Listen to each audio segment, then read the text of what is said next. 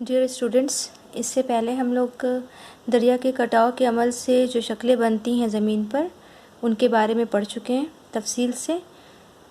अब हम लोग नेक्स्ट पढ़ेंगे दरिया के नक़्ल व हमल से जो शक्लें बनती हैं ज़मीन के ऊपर, यानी कि landforms formed by river transportation. तो पहली शक्ल क्या हम लोग देख सकते हैं, सैलाबी मिट्टी का पंखा यानी एलुवियल फ़ैन। कैसा होता है एलुवियल फ़ैन, ये देखिए किधर दिख रहा है आप लोग को, ये पहाड़ के ठीक दामन पर। तो क्या होता है ये और कैसे बनता है, जब दरिया पहाड़ों से उतरकर मैदान में दाखिल होता है तो उसकी रफ्तार कम हो जाती है, जिसकी वजह से वो अपने साथ लाए हुए फाजिल मादों को दामन कोह में यानी कि पहाड़ के दामन में जमा कर देता है, जिससे वहाँ पंखा नुमा मैदान की तश्कील हो जाती है। उसे सैलाबी मिट्टी का पंखा यानी एलुवियल फ़ैन कहते हैं। हिमालय के दामन में जो भाबर मैदान है वो इसकी उम्दा मिसाल है। ये देखिए है ना पंखा की शक्ल, ये देखिए यहाँ से दरिया निकल रहा है।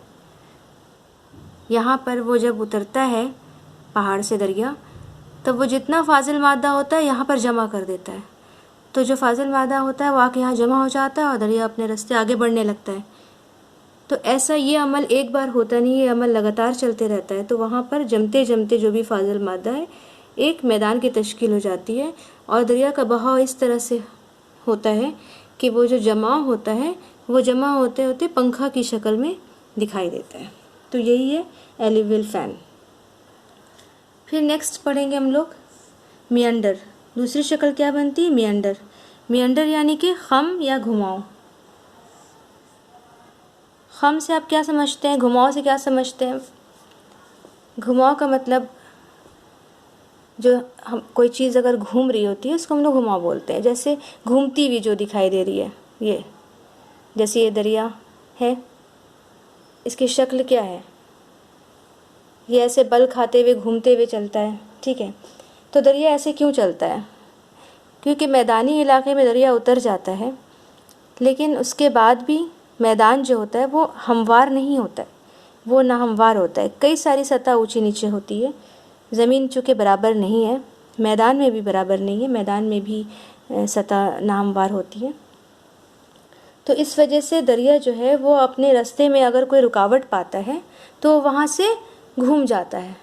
वो रुकावट को हटा तो नहीं सकता है, तो क्या करता है, यहाँ से घूम जाता है, ठीक है। और घूम करके फिर अपना एक नया रास्ता बनाते हुए चलता रहता है। फिर यहाँ कोई रुकावट आई तो यहाँ से वो घूम गया, इसलिए वो क्या, उसमें खम पैदा होता है। उसका रास्ता जो है वो टेढ़ा मेढ़ा यानी कि जिगजैग दिखने लगता है, जिसको हम लोग क्या बोलते हैं, मियंडर बोलते हैं। ये कैसे होता है, और जब मियंडर बनता है तो उसमें क्या होता है, उसके अंदरूनी हिस्से में डिपोजिशन होने लगता है और बाहरी हिस्से में से दरिया जो है वो कटाव करता रहता है।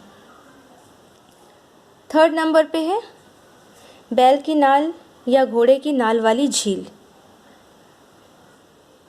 तो यानी कि ऑक्सबो और हॉर्सशू लेक। ये कैसे बनता है, जब दरिया मैदानी इलाकों में पहुंचकर टेढ़े मेढ़े रास्ते से गुजरता है तो दरिया का घुमाव अंग्रेज़ी के हुर्फ एस की तरह हो जाता है, ठीक है। ये आप लोग देख सकते हैं, एस, इधर भी एस, ठीक है। तो उसका घुमाव जो होता है तो वो कैसा दिखता है, अंग्रेज़ी हुर्फ एस की तरह दिखता है।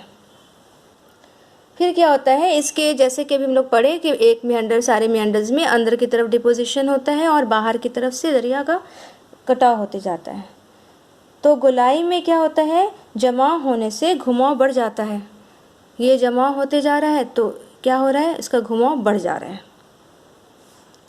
अब क्या होता है कि जब दरिया उस गोलाई को छोड़कर अलग होकर नया रास्ता अख्तियार कर लेता है और घुमाव की गोलाई में दोनों जानिब से तलछट के जमा होने से झील की तश्कील हो जाती है। यानी ये ज़्यादा घुमाव होते गया, जैसे इधर है अब घुमाव हो रहा है, अब ये कट गया, कट के ये सेपरेट हो जाएगा, अलग हो जाएगा, ठीक है। तो यही क्या हो जाएगा, ऑक्सबो लेक। जैसे कि यहाँ पर होगा वो और ये कट के अलग हो गया। तो आप लोग ये देख सकते हैं बैल की नाल नुमा झील या घोड़े की नाल नुमा झील, जिसको हम लोग ऑक्सबो लेक या हॉर्सशू लेक कहते हैं। ठीक है, ये घुमाव था, वो कट के अलग हो गया यहाँ से, और ये देखिए इसके अंदर दरिया का पानी रह गया, तो ये क्या हो गया, ऑक्सबो लेक। अब क्या है, सैलाबी मैदान यानी फ्लड प्लेन। फ्लड प्लेन कैसे बनता है, ये सिंपल है, जब बरसात के मौसम में दरिया का पानी जो है वो बाहर की तरफ आ जाता है, बाहर आ जाता है, अपने बाउंड्री को क्रॉस करके वो बाहर आ गया दोनों साइड से। ठीक है, तो क्या होता है, वो जब पानी बाहर आता है तब सिर्फ उसमें पानी तो होता नहीं है, उसके अंदर क्या का सारा तलछट होता है, यानी कि कीचड़, मिट्टी, बालू, पत्थर, जितनी भी ये सारी चीज़ें होती है वो सब पानी के साथ साथ बाहर की तरफ आ जाते हैं। ठीक है, पानी के साथ साथ फिर क्या होता है, जब बरसात ख़त्म होते तो पानी जब कम हो जाता है या लौट जाता है, तो वहाँ पर जो कीचड़, मिट्टी, बालू वो अपने साथ लाया होता है वो वहीं जमा कर देता है बाहर। ठीक है, तो ये अमल ऐसे बार बार होते रहता है। उसकी वजह से क्या होता है, वहाँ पर जो उस टाइम सैलाब के ज़रिए लाया हुआ कीचड़, मिट्टी, बालू ये सब जमा होता है, तो उससे एक जमाव पैदा होते होते वो एक मैदान की लेयर जमा होता रहता है, और फिर वो फाइनली एक मैदान की तश्कील कर देता है। चूँकि वो सैलाब के ज़रिए लाई हुई मिट्टी के ज़रिए वो मैदान की तश्कील होती है, इसलिए हम उसे क्या कहते हैं, ठीक है, इसलिए हम उसे कहते हैं सैलाबी मैदान। मतलब वो जो जमाव होता है, वो जो मैदान बनता है वो सैलाब के ज़रिए लाई हुई मिट्टी से बनता है, इसलिए हम उसको क्या बोलते हैं, फ्लड प्लेन यानी सैलाबी मैदान। ये क्लियर हो गया। अब नेक्स्ट है दरिया की तहनशीनी के ज़रिए बनने वाली शक्लें जो ज़मीन पे बनती हैं। ठीक है, यानी landforms formed by river deposition. तो उसमें क्या बनते हैं, नेचुरल लेवीज़ बनते हैं, यानी कुदरती पुश्ते। नेचुरल लेवीज़ क्या होते हैं, डेल्टाई हिस्से में दरिया की रफ्तार सुस्त होने की वजह से वहाँ बड़े बड़े कंकर पत्थर दरिया के दोनों किनारों पे जमा हो जाते हैं। ठीक है, जिसकी वजह से दरिया का जो साइड का हिस्सा होता है, दोनों किनारा होता है, वो काफ़ी ऊंचा हो जाता है, जैसे ये। ठीक है, ये आप लोग को दिख रहा है, ये ऊंचा हो गया। ये क्या होता है, मतलब सिंपली क्या है कि दरिया का जो बाउंड्री होता है एक बाउंड्री जैसा बन जाता है, और वो ऊंची बाउंड्री जैसा होता है, जमा होते होते बाउंड्री की शक्ल अख्तियार कर लेता है। लेकिन ये बाउंड्री इंसान नहीं बनाते हैं, ये कैसे बनते, नेचुरल प्रोसेस से बनते हैं। ठीक है, जो कंकर, पत्थर, बालू सब है, कीचड़ सब जमा हो जा रहा है, क्योंकि दरिया की रफ्तार सुस्त है, वो उसको ट्रांसपोर्ट नहीं कर पा रहा है, वो जहाँ है वो वहीं जमा करते जा रहा है अपने पास। ठीक है, और अपनी गुजरते जा रहा है सुस्त रफ्तार में, तो उसकी रफ्तार इतनी कम हो गई है कि वो अब साथ नहीं ले जा पा रहा है, तो क्या कर रहा है, अपने किनारे पे जमा करते जा रहा है, तो उसकी बाउंड्री की तरह है, वो एकदम ऊंची हो जा रही है और बाउंड्री की शक्ल इख्तियार कर ले रही है। लेकिन ये इंसान के बनाए हुए बाउंड्री नहीं होता है, ये नेचुरल प्रोसेस से बनता है, इसलिए हम इसे क्या बोलते हैं, कुदरती पुश्ते यानी नेचुरल लेवीज़ बोलते हैं। फिर क्या है, डेल्टा है। डेल्टा क्या होता है, आखिरी हिस्से में दरिया की रफ्तार सुस्त हो जाती है और तहनशीनी का काम तेज़ी से होता है, यानी कि जो पहला काम होता है कटाव वो नहीं होता है, जो ट्रांसपोर्ट का काम होता है वो दरिया नहीं कर पाता, रफ्तार सुस्त हो जाती है।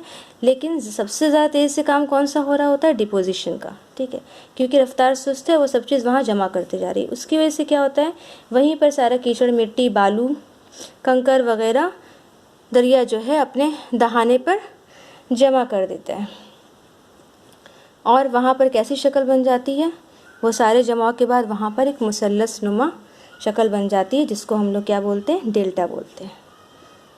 ठीक है, फिर नेक्स्ट है एस्चुरी। एस्चुरी क्या होता है, डेल्टा देखिए, डेल्टा वहाँ बनता है जहाँ पे लो टाइड रहता है और दरिया की रफ्तार सुस्त हो जाती है।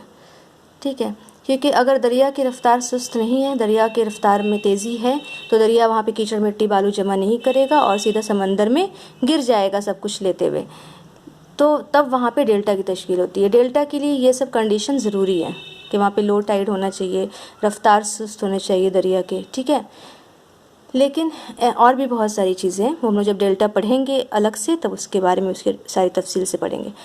लेकिन एस्चुरी में क्या है, एस्चुरी में वो जो जमाव है वो नहीं होता है, क्लियर होता है, दहाना चौड़ा होता है, साफ़ होता है, क्योंकि हाई टाइड वाले एरिया में एस्चुरी बनता है, क्योंकि हाई टाइड आने से वो सारा पानी तेज़ी से सारा जितना होता है उसके अंदर कीचड़, मिट्टी, बालू सब लेकर के समंदर में मिल जाता है। तो एस्चुरी जो है वो क्लियर होता है, वहाँ पे जमाव नहीं होता है। ठीक है।